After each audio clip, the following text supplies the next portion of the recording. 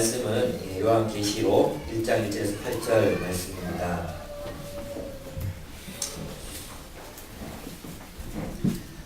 오늘 본문의 제목을 하나님이 이긴다라는 제목으로 붙였습니다.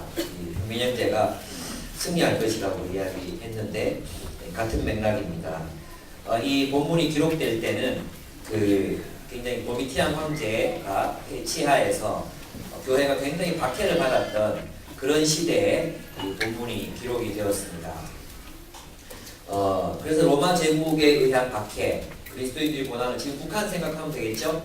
북한에서 이렇게 고난당하고 그리스도인이라는 이유만으로 정치범 수용소에 갇히고 정말 정말 비인간적인 최악의 고문과 또 굶주림을 겪으면서도 그렇게 살아가고 있는 사람들이 있습니다. 초대교회도 그러했습니다. 바로 그런 그들에게 하나님께서 요한을 통해서 말씀하십니다. 그들에게 소망을 가지라고, 하나님이 이기신다고.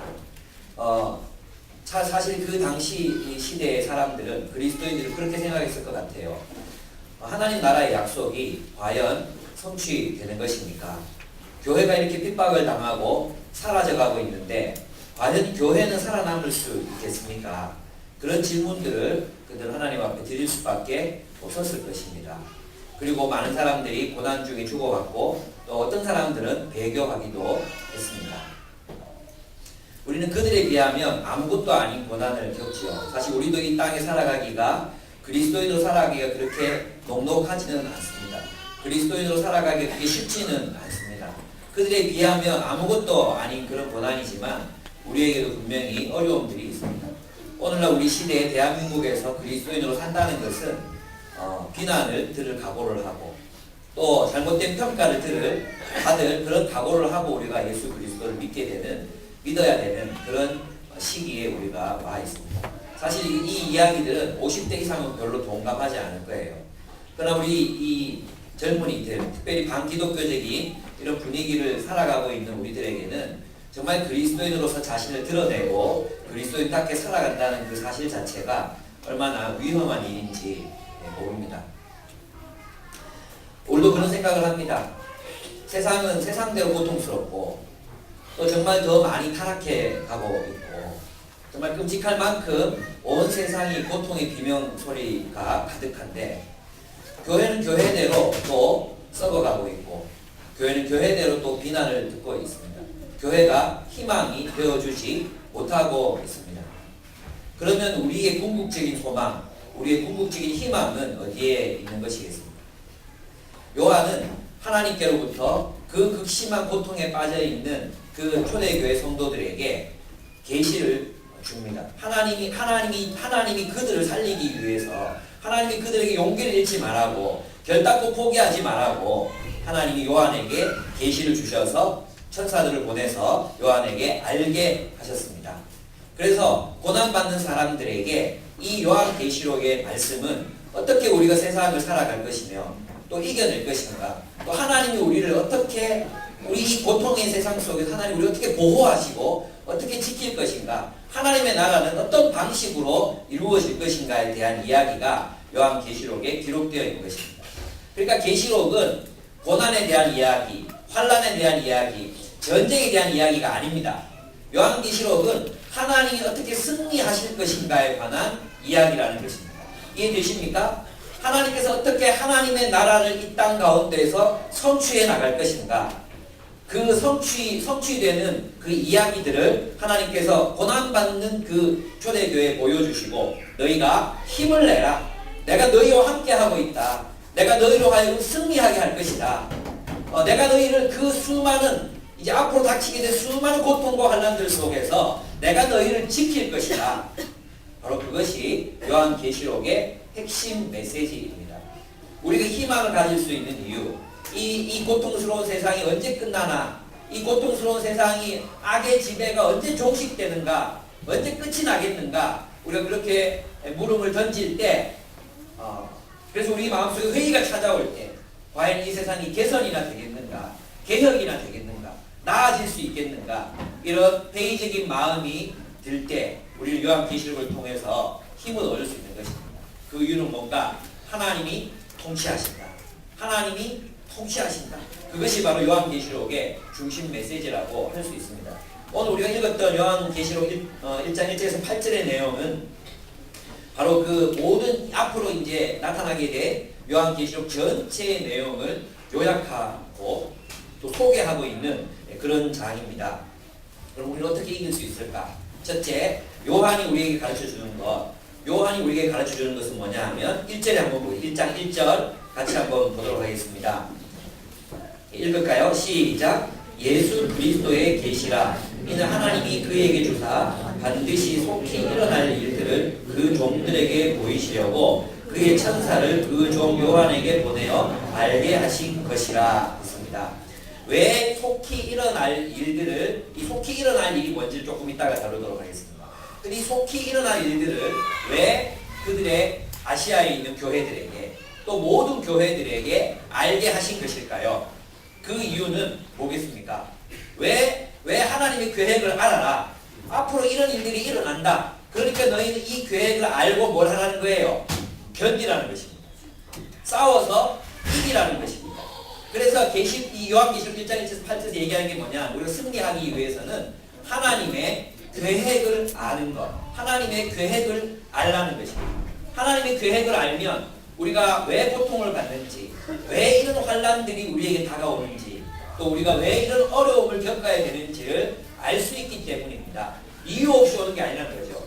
계획을 알고 나면 우리 영화 있잖아요. 영화 막 보다 주인공이 막 죽을 고생하고 막 헤매고 막 이렇게 그럴 때 있잖아요. 그럴 때 우리는 막 조마조마하긴 하지만 안심하죠. 왜? 주인공이니까. 주인공은 절대 안 죽거든요. 반드시 주인공은 살아난다. 이긴다. 이런 믿음이 있기 때문에 우리가 그 스릴을 즐길 수 있는 거잖아요. 그것처럼 계획을 알면 하나님이 이 세상에 대해서 어떠한 계획을 가지고 계신가 그것을 알면 우리에게 부딪혀오는 자연재해나 우리에게 가중되는 경제적인 어려움이나 또 수많은 그런 고난과 고통 속에서도 그분을 붙들고 이 하나님의 계획 속에서 이것을 이렇게 성취될 것이라는 것을 알기 때문에 견딜 수 있고 승리할 수 있다는 것입니다. 하나님의 계획을 아는 것, 그것이 중요합니다. 그런데 여기서 일어나야 할 일, 이게 중요해요.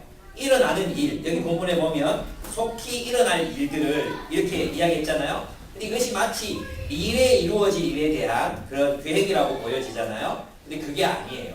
이 속히 일어날 일들은 다니엘서 요한계시록은 구약의 여러 가지 상징들을 다 끌어모아. 정말 이 요한은요, 요한계시록의 저자인 요한은 구약에 대해서 그 어느 학자보다도 그 어느 성경을 기록했던 사람들보다도 해박한 지식을 가지고 그것을 자유롭게 끌어쓰고 있습니다.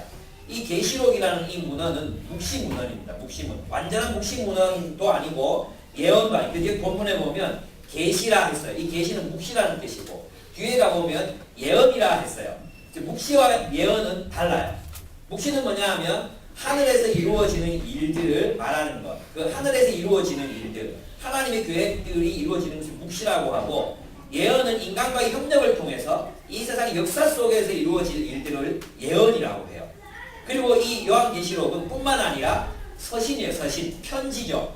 교회들에서. 그래서 이 요한계시록은 완전한 묵시도 아니고 완전한 계시, 완전한 예언, 완전한 서신도 아니에요. 그러나 이 세 가지 모두가 혼합되어 있는. 그러니까 제가 지금 무슨 말씀 드리려고 하냐면 요한은 구약 성경에 대한 아주 해박한 지식을 가지고 있었을 뿐만 아니라 그것을 당대의 문헌, 당대의 글쓰기, 문학적 양식이 묵시, 이 당시 이때 굉장한 많은 묵시 문학들이 쏟아져 나오거든요. 그 묵시 문학을 끌어다 써서 거기에 함몰되지 않고 또 예언의 형식으로 편지의 형식으로 초대교회 사람들에게 이것을 전달했다는 것입니다. 그런데 거기에서 중요한 점이 뭐냐 하면 여기서 이 속히 일어날 일들이라는 표현이 있는데 이것은 그냥 미래 일들을 보여주겠다. 이게 아니라 여러분이 계시록을 말하면서 자꾸 미래에 어떤 일들이 일어날 것이라고 생각하는 또 주장하는 그런 사람들 만난다면 성경을 잘못 이해하고 있는 것입니다. 이 말씀은 다니엘서를 인용한 것입니다. 다니엘서 2장 말씀 2장 28절 한번 같이 찾아보겠습니다. 다니엘 2장 28절. 네, 제가 읽을게요. 예. 그가 느부갓네살 왕에게 후일에 될 일을 알게 하셨나니 그렇게 돼 있죠. 그죠? 후일이라고 돼 있죠. 후일. 이거는 뭐냐 하면 세상 끝날에 이루어질 일이에요. 세상 끝날에 이루어질 일. 근데 그것을 요한은 어떻게 바꾸고 있냐 하면 속히 이루어질 일이라고 바꾸고 있는 거예요. 다니엘에게 BC 700년경의 다니엘에게는 먼 훗날 이루어질 일, 메시아가 오시면 이루어질 일이었어요. 그래서 세상 끝날에 이루어질 일이라는 것은 무슨 뜻이냐 하면 메시아가 오시면 이루어질 바로 그 일. 아시겠습니까? 그게 다니엘에게서는 후일에 이루어질 일. 메시아가 오시는 날이 종말의 날이잖아요. 예수님께서 오신 그 날 이후로 이루어질 일에 대해서 다니엘이 이야기했어요. 그 일이 무엇이었습니까? 세상 제국이 무너지고 하나님의 나라가 이 땅에 세워진다. 메시아를 통해서 하나님의 나라가 이루어진다는 것이 바로 다니엘이 바라봤던 먼 후일의 일이에요. 그런데 계시록에서는 그 후일의 일이 뭘로 바뀌고 있어요? 속히 이루어질 일로 바뀌고 있는 거죠. 속히 이루어질 일. 그러니까 그것은 이미 예수 그리스도 오심으로 말미암아 이루어진 일이고 이루어지고 있는 일이고 앞으로 확실히 이루어질 일 전부를 포함하는 것입니다. 그래서 속히 이루어질 이 일은 속히 이루어진다는 이 말은 이전에 다니엘이 바라봤던 예수 그리스도의 오심으로 이루어지게 된 마땅한 일이라고 할 수 있습니다. 정확하게 번역하면 이루어질 일이 아니라 마땅히 이루어져야 할 일, 이렇게 번역할 수 있어요. 왜? 메시아가 오셨기 때문에 이제 마땅히 어떤 일들이 이루어져야 되잖아요. 그죠? 메시아가 오셨어요. 그러면 하나님의 나라가 이 땅에서 이제 이루어져야 돼요. 그리스도께서 왕권을 받으시고 왕이 되시고 그래서 세상 제국을 무너뜨리시고 왕이 되셔서 나라를 세워가시려면 마땅한 어떤 일들이 일어나야 되는 거죠. 우리가 얼음물에 손을 넣으면 어떻게 돼요? 마땅히 손이 차가워지죠. 그것처럼 하나님의 나라가 왔기 때문에 마땅히 일어나야 될 일들이 일어난다는 거예요.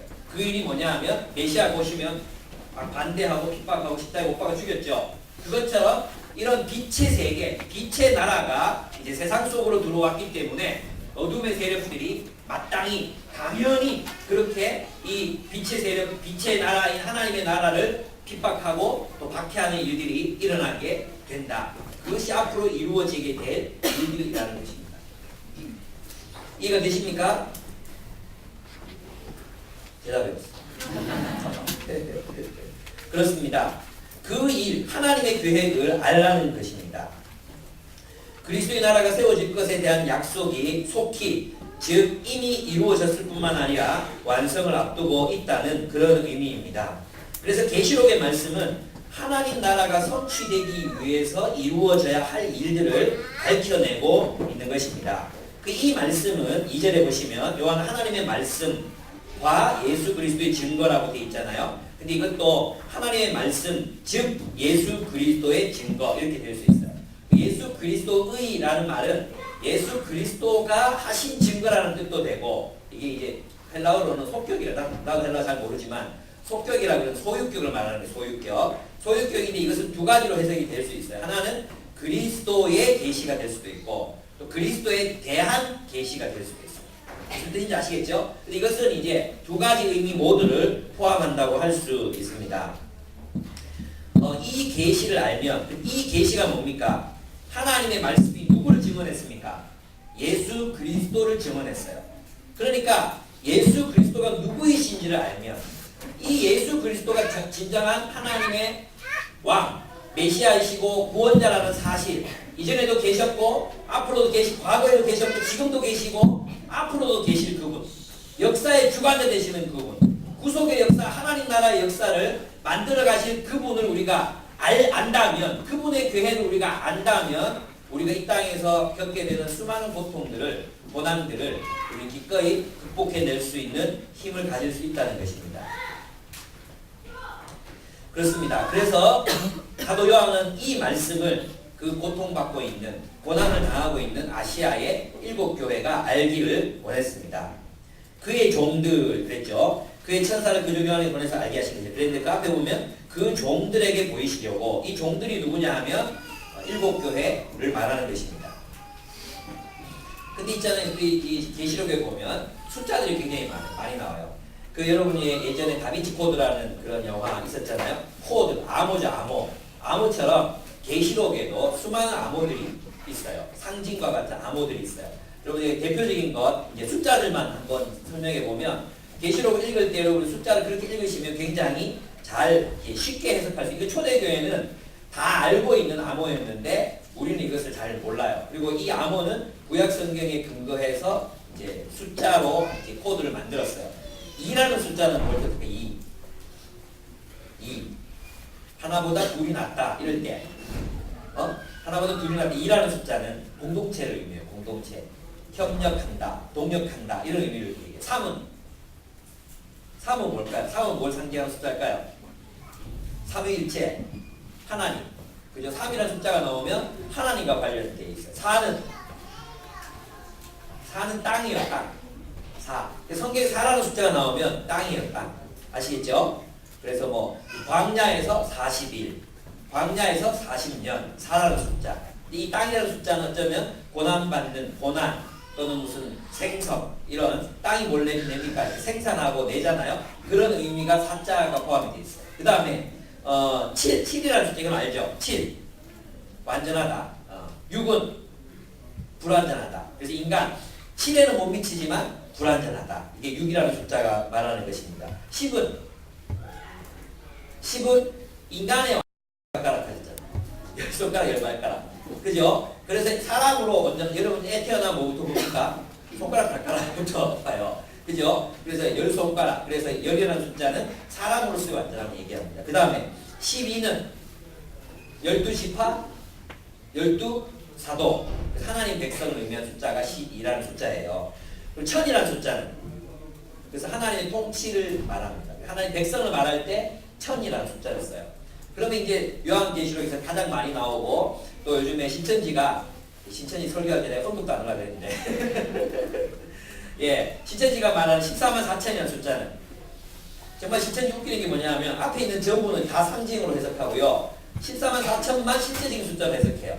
이것 자체가 얼마나 모순인지 거기서 드러나잖아요.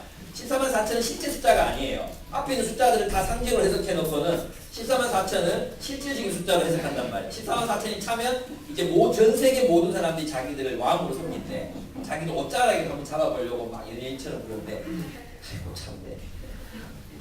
예, 14만 4천은 뭐냐 하면 12 곱하기 12 곱하기 1000이에요. 무슨 말인지 아시겠죠? 하나님 완전한 백성의 숫자를 말하는 거예요. 그래서 이것은 실질적인 의미를 말하는 게 아니라 하나님의 백성들 전부를 통칭할 때 14만 4천이라는 상징적인 숫자를 사용하는 거예요. 12 곱하기 12 곱하기 1000. 구약의 12지파, 신약의 12사도 곱하기 1000. 하나님 백성을 위한 1000이라는 숫자. 그래서 14만 4천이 되는 것입니다. 그러면 여기서 보면 7교회에게 보낸다 그랬죠. 아시아인 7교회에 보낸다 그랬죠. 그럼 7교회는 실제적인 7교회를 말하는 것이겠습니까? 예. 실질적으로 7교회가 있었어요. 근데 있잖아요. 교회가 어떤 식으로 형성이 됐는가를 알면 단순히 이것이 7교회가 아니라는 걸 알 수 있어요. 왜냐하면 도아디라 교회, 뭐 무슨 교회, 라오디게아 교회 이렇게 하잖아요. 그 지역이거든요. 근데 그 지역이 굉장히 넓어요. 거기에 딸랑 가정교회 하나만 딱 있었겠어요? 여러분 생각해. 에베소 교회. 에베소라는 땅 저 터키 갔을 때 가보면 에베소가 얼마나 넓은지 모릅니다. 굉장히 넓어요. 근데 그 에베소 지역에 교회 하나 딸랑 있었겠어요? 그 에베소 지역에는 바울이 세운 교회도 있었고 수많은 또 그 초대교회 성도들이 박해받고 몰려왔었기 때문에 그때 그 스데반이 죽고 나서 이제 많이들 몰려왔었거든요. 그래서 거기에는 수많은 교회들이 있었어요. 그러니까 그것을 하나의 숫자를 라오디게아에 한 교회에 딱 있고 에베소에 한 교회에 딱 있고 빌라델비아에 한 교회에 딱 있고 이런 식으로가 아니었다는 거죠. 무슨 말인지 아시겠죠? 그래서 이것이 말하는 바는 뭐냐 하면 7이라는 숫자가 완전한 수를 의미하기 때문에 토털 처치 존재하는 모든 교회에게 보내는 서신이 요한계시록이라고 할 수 있습니다. 아시겠죠? 그러면 그들에게 지금 알리고자 하는 게 뭡니까? 요한이 알리고자 하는 거 하나님의 계획대로 되고 있다는 하나님의 계획대로. 하나님의 계획대로 되고 있으니까 너희가 이 박해를 견뎌라. 이것은 하나님의 실패가 아니다. 하나님 나라의 실패가 아니라는 것입니다. 오늘 우리 한국 교회가 얼마나 많은 욕을 먹고 또 어디까지 이 바닥을 쳐야지 다시 올라올지 정말로 잘 모르겠어요. 이제 한 사람 지나갔다 싶으면 또 다른 사람이 나타나서 또 사고치고 그 사람 지나갔다 좀 조용해지나 싶으면 또 누군가가 나타나서 또 사고치고 그래서 우리 참 이 인터넷이 없어요. 인터넷이 이게 없었을 때는 몰랐는데 있으니까 너무 막 사실 한두 명이 사고 치는 건데 전체 교회가 사고 치는 것처럼 이렇게 되고 있지 않습니까? 실제로 또 많은 사람들이 사고 치죠. 사람들이 교회에 대해서 부정적인 인식을 가지는 것이 그런 매스컴 영향도 있지만 사실 주변에서 만나는 그리스도인들 때문에 부정적인 인식을 가지는 게 더 강하거든요. 자기 주변에서 만나는 그리스도인들의 모습이 정말 성경적이지 않으니까 거기서 오는 실망감이 더 크거든요. 그래서 우리가 거기에 대해서 뭐 모든 교회가 다 안 그렇고 뭐 우리는 그 사람들만 그렇게 이렇게 말하기도 사실은 어려운 점이 있어요. 우리가 어쨌든 그런 어려운 시기를 살아가고 있습니다. 그럼 우리 젊은이도 어떤 생각해야 됩니까? 이제 한국 교회는 끝났다. 촛대는 옮겨졌다. 이렇게 생각해야 됩니까? 아닙니다. 하나님의 계획하심 아래 한국 교회가 들어있는 것입니다. 아멘. 그 하나님의 계획을 알면 하나님이 승리하실 것에 대한 계획을 가지셨고 그 승리에 대한 계획을 실행하고 계신 중이시잖아요. 그러니까 우리는 그 과정을 살아가고 있기 때문에 우리는 반드시 승리합니다. 아멘. 교회는 절대 망하지 않습니다. 계시록의 전체 주제를 말하라 그러면 교회는 절대 망하지 않는다. 교회는 반드시 승리한다. 이것이 요한계시록 전체를 관통하는 주제라고 할 수 있습니다. 천지가 격동을 하고 온 세상 많은 왕과 많은 나라들이 그리스도인들에 대해서 공격해오고 또 유혹하고 넘어지게 하더라도 교회는 결코 무너지지 않는다. 다 죽은 것 같아 보일지라도 3일 반 후에 벌떡 일어나서 다시 일어나서 온 세계를 향해 복음을 전파한다. 그것이 요한이 바라보는 교회의 모습인 것입니다. 그래서 요한계시록은 두려워해야 될 문서가 아니라 이것을 반기고 환영하고 우리가 승리의 문서, 승리의 보장을 우리에게 보장하는 그런 문서, 정말 우리에게 자랑스럽고 좀 기쁨을 주는 그런 문서로 우리가 이것을 받아들여야 한다는 것입니다. 두 번째 우리가 승리하는 비결은 삼위 하나님을 아는 것입니다. 삼위 하나님. 한번 보겠습니다. 4절 보시죠. 4절. 요한은 아시아에 있는 7교회에 편지하노니 이제도 계시고 전에도 계셨고 장차 오실 이가 누구겠어요? 예? 지금도 계시고 이전에도 계셨고 장차 오실 이가 누구겠어요? 성부 하나님이시죠. 하나님. 이때 지금도 계시고 이전에도 계셨고 앞으로 오실 이라고 이 표현은 누가 역사의 주인이라는 말입니까? 그렇죠. 하나님께서 역사의 주인이시라는 뜻입니다. 하나님 그 역사 속에서 한 번도 부재하신 적이 없다는 것입니다. 하나님께서는 이 세상의 역사가 진행되는 동안에 한 번도 사라지신 적이 없다는 것입니다. 저 멀리 은하계로 외유를 가셨다가 돌아오시고 이것들이 또 많이 죽였네 이러고 좀 고치시고 이러신 적이 없으셨다는 것입니다. 주님께서 역사의 주관자로 항상 계셨다는 것입니다. 그분의 역사는 이루어지고 성취되고 있다는 것입니다. 두 번째는 7영이에요. 그의 보좌 앞에 있는 7영 이런 말이 나오죠. 이 7영은 누구를 말하느냐 하면 어느 본문을 이야기했냐면 이걸 좀 찾아봐야 되겠어요. 스가랴서 4장 7절입니다. 스가랴 4장 7절.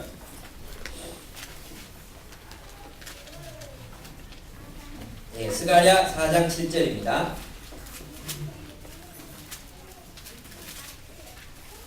스가랴 4장 7절에서 10절입니다. 이제 스룹바벨이 이제 성전을 건축하게 되는 그런 이야기인데요. 8절부터 한번 읽읍시다. 4장 8절. 제가 읽을 때 눈으로 따라 읽으세요. 여호와의 말씀이 또 내게 임하여 이르시되 스룹바벨의 손이 이 성전의 기초를 놓았은즉 그의 손이 또한 그 일을 마치리라 하셨나니 만군의 여호와께서 나를 너희에게 보내신 줄을 네가 알리라 하셨느니라. 작은 일의 날이라고 멸시하는 자가 누구냐? 사람들이 스룹바벨의 손에 다림줄이 있음을 보고 기뻐하리라. 이 7은 온 세상에 두루 다니는 여호와의 눈이라 하니라.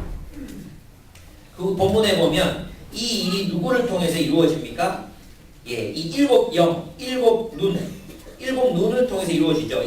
그래서 7눈, 7등잔, 7영이라는 표현은 완전하신 하나님의 영, 하나님의 영이 성령님을 가리키는 말이에요. 그래서 여러분 7눈 그러니까 예수님은 자꾸 그는 눈이 7개고 이러니까 막 얼굴 그려놓고 눈 7개 붙여놓고 괴물처럼 예수님을 생각하면 안 돼요. 그것은 성령님을 상징하는 그런 상징이에요. 상징. 근데 어떤 상징이냐면 이 7 영들은 온 세상에 두루다니면서 하나님의 뜻을, 하나님의 계획을 성취하는 거죠. 수룹바벨의 성전, 이것은 우리 인간의 힘으로 성전이 건축되는 게 아니라 오직 나의 신으로 되느니라, 성령으로 되느니라, 성령께서 하나님의 성전을 건축하게 하신다 이 말이죠. 그러니까 성령이 하시는 일은 뭐예요? 하나님의 계획을 실현시키시는 분이 바로 성령님이십니다. 그 성령께서 우리와 함께하고 계십니다. 그러니까 우리를 향한, 교회를 향한 하나님의 뜻이 이루어지겠습니까? 안 이루어지겠습니까? 이루어집니다. 하나님은 처음부터 계셨고 역사를 주관하고 계시고, 성령은 그 하나님의 뜻과 계획을 이루시기 위해서 열심히 일하고 계십니다. 그분이 이루시기 때문에 하나님 나라의 사역은 결코 실패하지 않습니다. 아멘? 우리가 진짜 하나님의 사역, 하나님의 마음의 사역, 하나님이 진짜 원하시는 그 일들을 붙들고 살아가게 될 때 우리는 반드시 결실할 수밖에 없다는 것입니다. 왜? 하나님 나라는 절대로 실패하지 않습니다. 실패할 수 없습니다. 왜? 우리 안에 성령 하나님이 계시기 때문입니다. 성령께서 운행하고 계시기 때문입니다. 이것은 인간의 계획이나 모략이나 통계나 전망이나 미래학으로 결정하는 것이 아니라 성령의 역사는 그 모든 것을 뒤집어 엎어서 하나님의 역사를 이루시는 분이시기 때문입니다. 아멘? 아멘. 성령 하나님을 믿으십니까? 그 성령께서 우리와 함께하고 계시고 우리를 변화시키셨고 우리를 하나님의 백성이 되게 하셨고 그 백성의 계획이 이루어지게 하고 계시는 것입니다. 세 번째로 성자 하나님에 대한 이야기가 나타납니다. 성자 하나님, 요한계시록으로 다시 돌아가 보시면 그분이 어떤 분인가 한번 보겠습니다.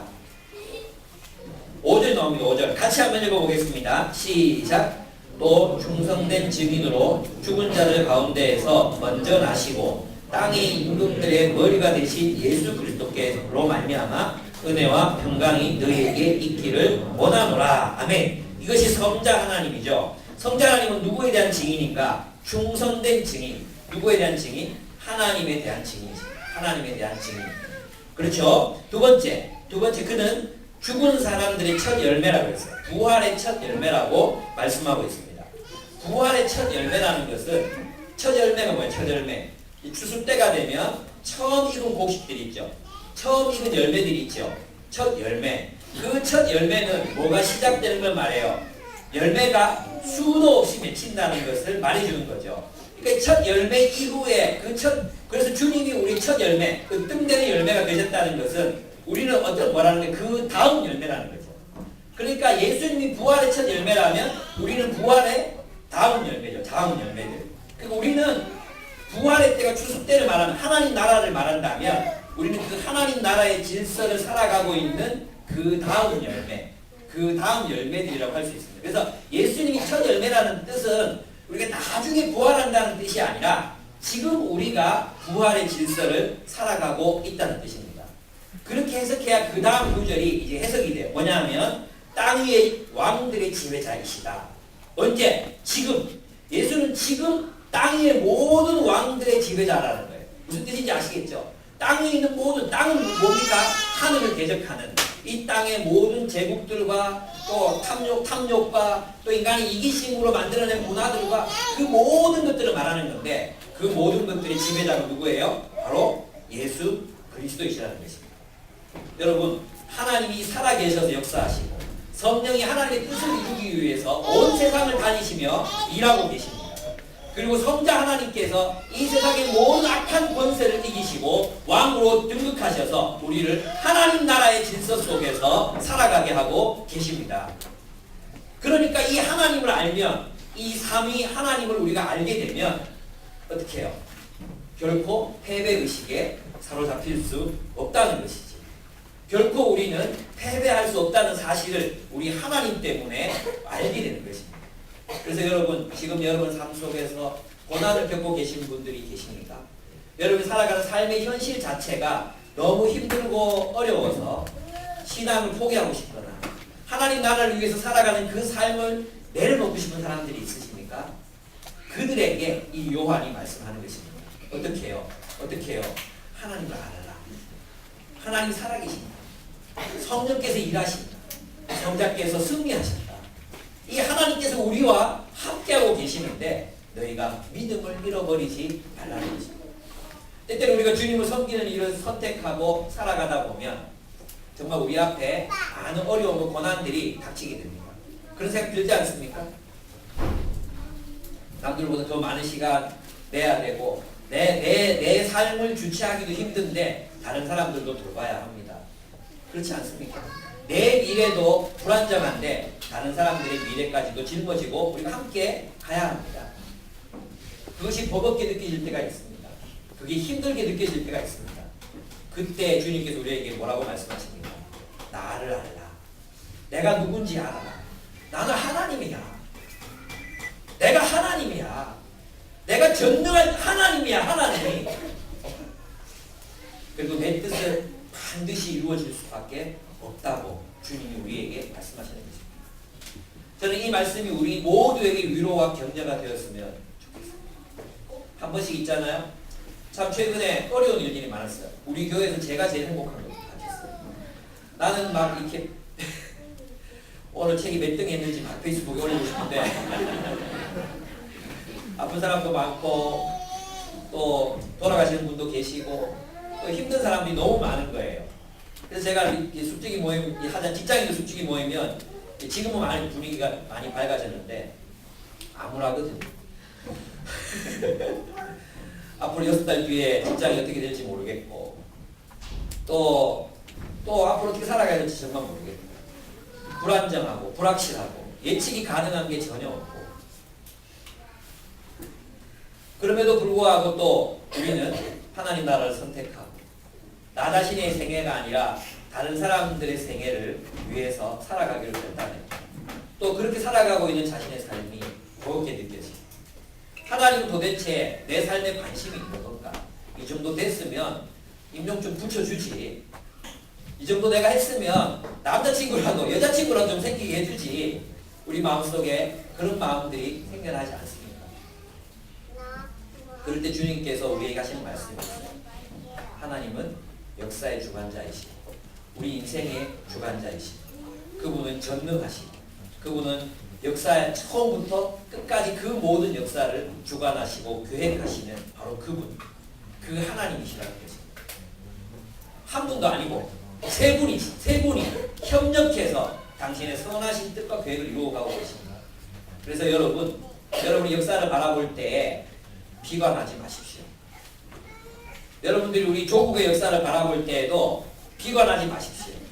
세계 역사를 바라보면서 내전과 전쟁, 폭력, 억압과 착취가 가득한 이 세상의 역사를 바라보시면서도 결코 절망하지 마십시오. 왜? 우리의 궁극적 희망은 하나님께 있기 때문입니다.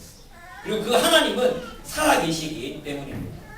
그 하나님은 저 멀리 떠나서 우리 지켜만 보고 계시는 분이 아니라 그분은 우리를 사랑하셔서 내려오셨고 우리를 사랑하셔서 손에 흙을 묻히셨고 또 발가락에 그 때가 끼이면서까지 우리를 사랑하셨고 십자가에 달려 죽으시기까지 우리를 돌보셨던 우리를 사랑하셨던 그분이셨습니다.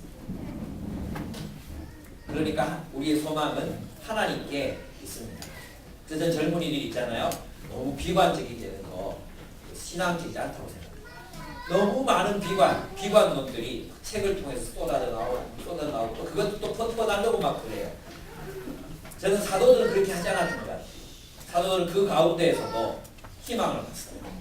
그 가운데서도 하나님의 역사를 바라봤고요. 저는 우리 교회가 그런 교회가 됐으면 좋겠습니다. 한국 교회가 뭐 이렇게 되고 세계고 이게 아니라 우리 안에 살아서 역사하신 하나님의 역사, 그 하나님의 역사 그걸 바라보고 정말 하나님 살아계신다. 그 역사를 붙들고 살아가는 우리 교회가 됐으면 좋겠습니다. 아멘. 여러분 우리는 하나님이 주시는 긍정적인 낙관론 이 세상의 고통을 인식하지만 이 세상의 고통과 아픔을 우리가 충분히 가슴으로 끌어안지만 그럼에도 불구하고 그것에 압도당해서 주저앉아 버리는 그런 젊은이들 그런 청년들이 아니라 하나님의 역사하심을 바라보고 그 하나님을 바라보고 소망을 갖고 희망을 갖고 다시 달려가는 그런 그리스도인들이 되기를 저는 축복합니다. 마지막으로 우리가 누구인지 알라는 것입니다.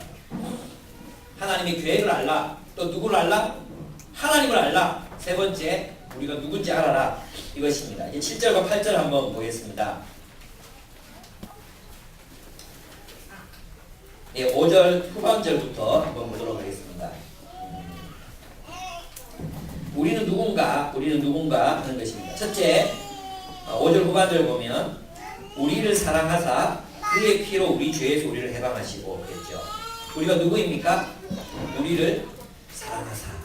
우리는 하나님의 사랑을 받는 자들이라는 것입니다.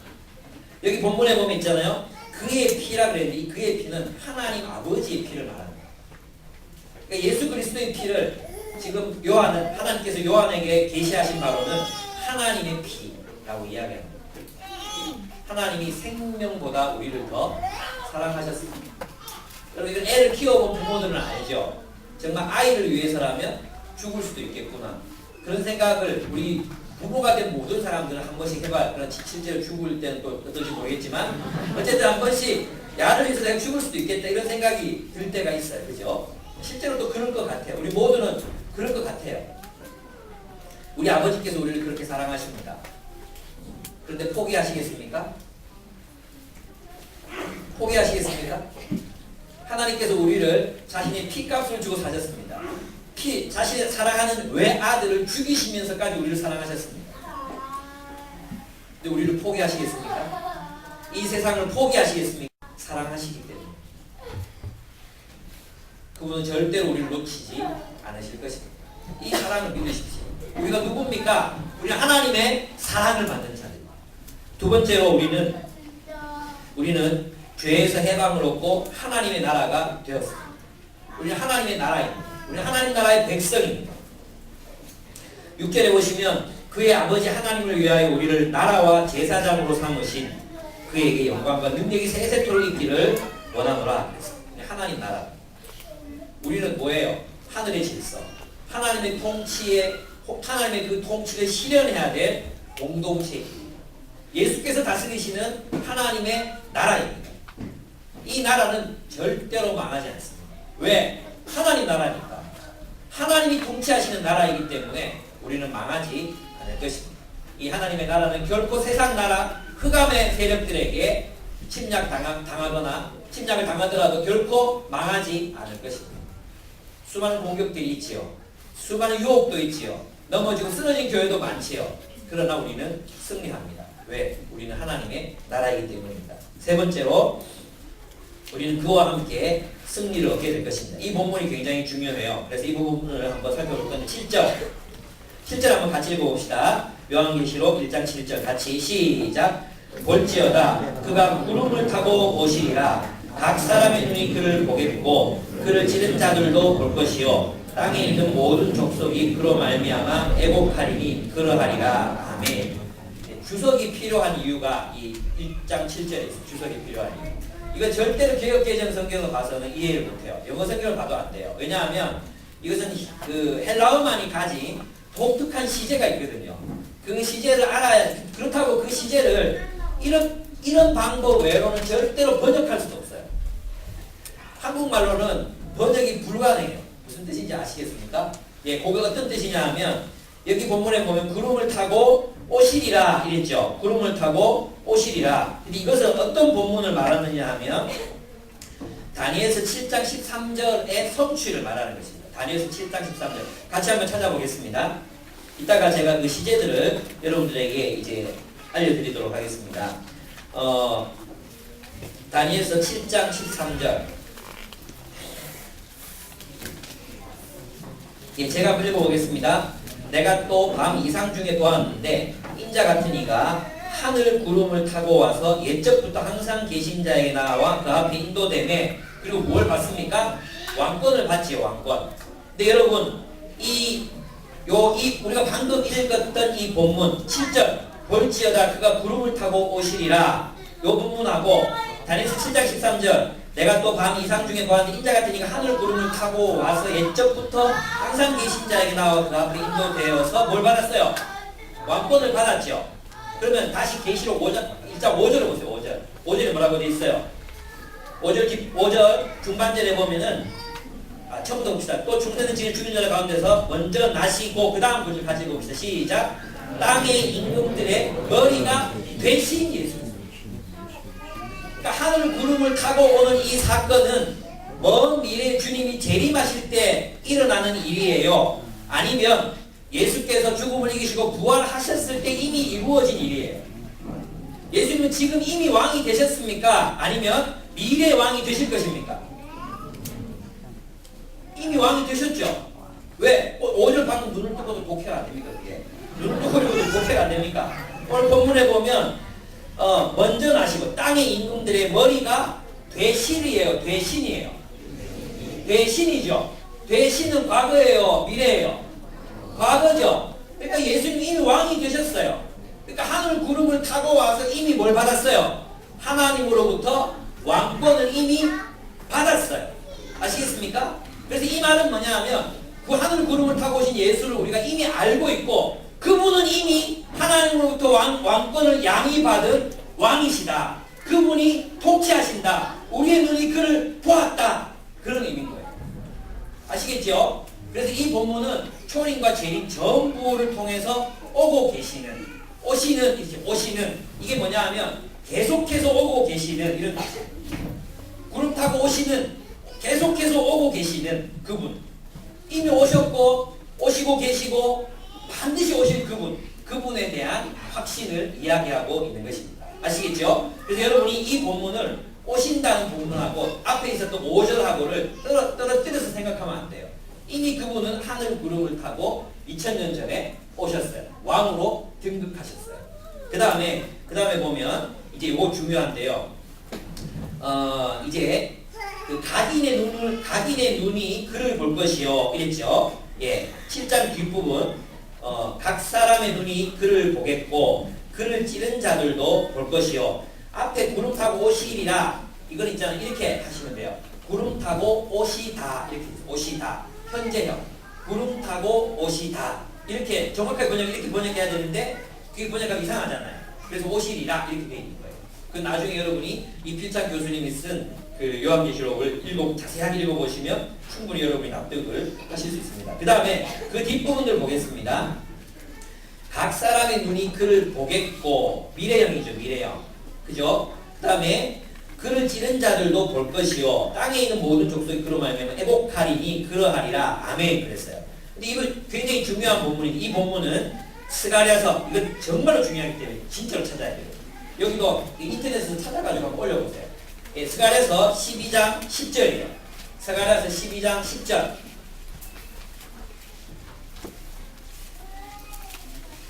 스가랴 12장 10절. 이거는 여러분 관주성경에 보면 그 스가랴 12장 10절 인용했다고 다 나와 있죠. 그죠? 스가랴 12장 10절. 네, 같이 한번 읽어볼까요? 예.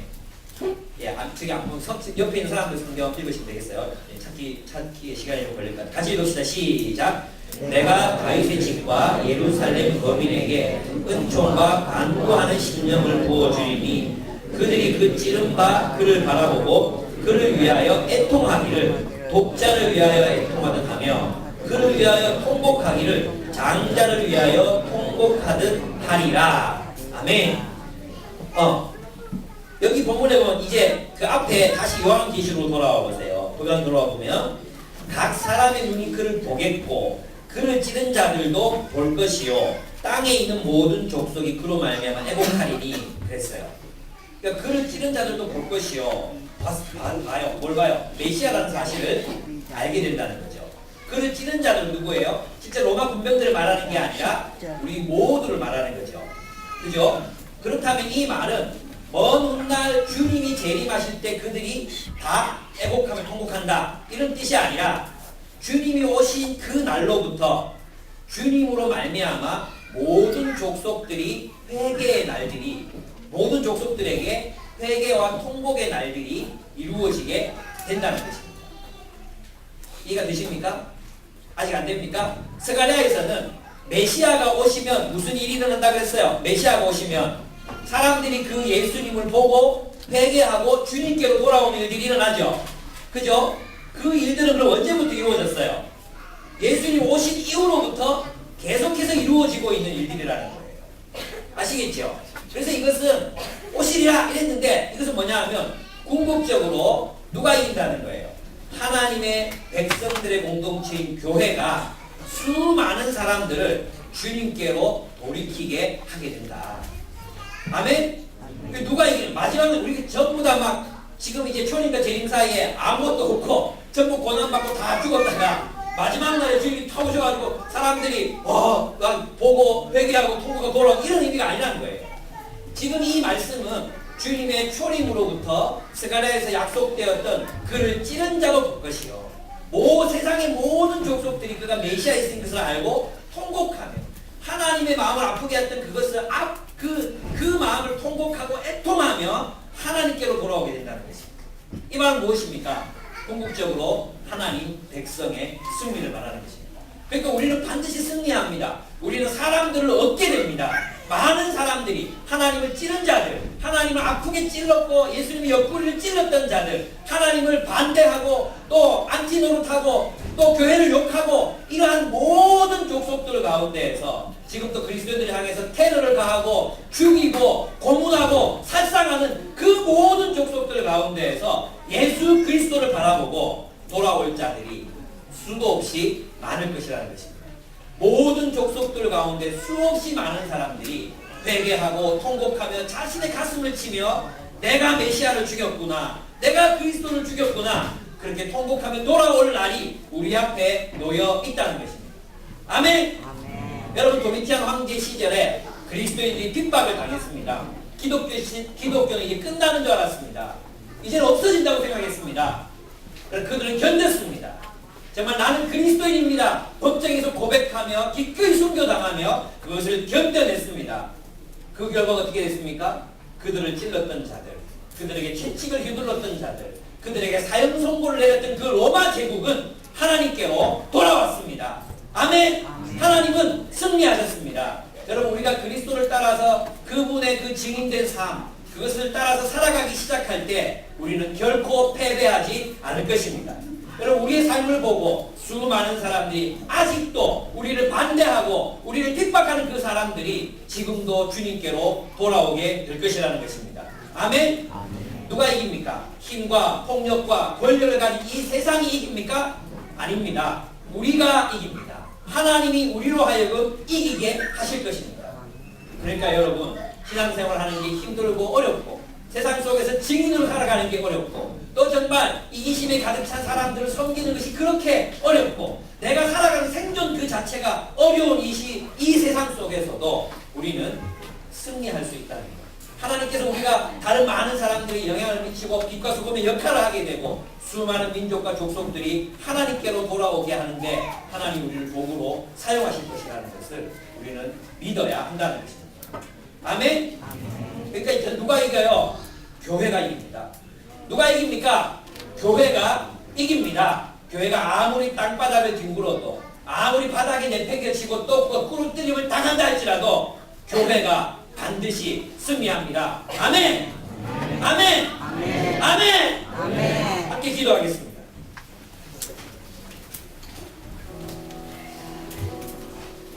여러분, 신앙생활 하시다가 낙심하셨습니까? 그리스도를 쫓다가 여러분의 마음이 힘이 드십니까? 정말로 그렇게 살아가는 게 불가능해 보이십니까? 우리는 약과입니다. 이들은 예수 그리스도를 믿는다 하면 죽임을 당했습니다. 그런 그들에게 요한은 견디라, 포기하지 마라, 타협하지 마라. 하나님이 이기신다. 하나님이 승리하신다. 하나님의 계획을 알아라. 내가 누구인지 알아라. 예수께서 이미 승리하셨고 우리에게 승리를 주실 것이라고 말씀하고 계십니다. 이 승리를 우리 가슴에 품읍시다. 여러분, 우리 대학생 여러분, 캠퍼스에 가니까 캠퍼스가 골리앗처럼 여기지 않으십니까? 내가 맡게 되는 그 아이들의 이기심이 산보다 더 큰 산처럼 느껴지지 않으십니까? 우리 직장인 여러분, 여러분 직장생활 하시면서 여러분 증인된 삶을 사는 것이 불가능하다 여겨지지 않으십니까? 내 인생도 내가 추스르기 어려운데 내가 다른 사람들의 생애까지 책임지며 살아가야 되나? 여러분, 그것이 힘들고 두렵게 느껴지시지 않으십니까? 주님이 우리로 하여금 이기게 하십니다. 하나님의 나라의 승리, 하나님의 백성들은 반드시 승리한다고 주님이 우리에게 가르치십니다. 그리고 그 계획을 알라고 말씀하십니다. 그 승리를 붙들고 살겠다고 하나님께 기도했으면 좋겠습니다. 나와 함께 하시는 하나님, 그 하나님을 바라보고 살겠다고. 나를 도우시고 내게 힘을 주시고 역사를 주관하신 하나님, 그 하나님을 힘입고 살겠다고 우리 하나님 앞에 결단하고 나아갔으면 좋겠습니다. 함께 기도하시겠습니다. 주님, 주님의 계획을 바라봅니다. 하나님, 이스라엘 수천 년의 역사 속에 메시아를 예언하셨고 그 메시아를 보내셨고 온 세상 가운데 계자식처럼 그 작은 하나님의 나라가 온 세상으로 번져나가고 누룩처럼 세상을 변화시키고 있는 것을 봅니다. 이제 남은 약속 단 하나, 주님이 다시 오시겠으며 하나님의 나라가 승리할 것이라는 그것을 바라봅니다. 어쩌면 요한이 살아가는 그 시대에 그리스도인들은 하나님의 나라가 언제 오는가, 실패하는 것이 아닌가, 하나님 그들은 두려워 떨었을지 모릅니다. 그러나 이후의 역사를 보면 하나님께서 그들로 하여금 분명히 이기게 하셨고 승리케 하셨음을 믿습니다. 우리가 지금 견디며 또 나아가고 있는 이 우리의 역사, 또 우리의 이 삶이 참 버겁고 힘들게 느껴집니다. 그러나 주님, 우리는 주님의 통치하심을 신뢰하겠습니다. 주님의 약속을 믿으며 살겠습니다. 나를 사랑하시는 예수 그리스도의 사랑, 하나님의 그 사랑을 우리가 믿음으로 승리를 붙들고 살아가겠습니다. 그러므로 주님, 우리 가운데 아무도 패배주의에 빠지지 않게 도와주시옵소서. 자기 자신의 죄, 또 공동체의 죄, 또 이 세상의 죄, 교회의 죄, 그것들에 짓눌려서 살지 않도록 도와주시옵소서. 승리케 하시는 하나님을 바라보며 승리를 바라보며 살아가는 우리가 될 수 있도록 은혜를 더하여 주시옵소서. 우리의 승리는 운명이라는 것을 깨닫고 하나님 그 승리를 붙들고 살아가는, 하나님이 역사하신 그 열매를 바라보며 살아가는 우리가 될 수 있도록 도와주시옵소서. 또한 주님, 바라옵기는 우리가 참으로 이겨서 우리를 대적하고 우리를 반대했던 수많은 사람들이 무릎을 꿇고 주님 앞으로 돌아오는, 그들의 가슴을 치며 하나님께로 돌아오는 놀라운 역사들이 있게 하여 주시옵소서. 예수님의 이름으로 기도드렸습니다.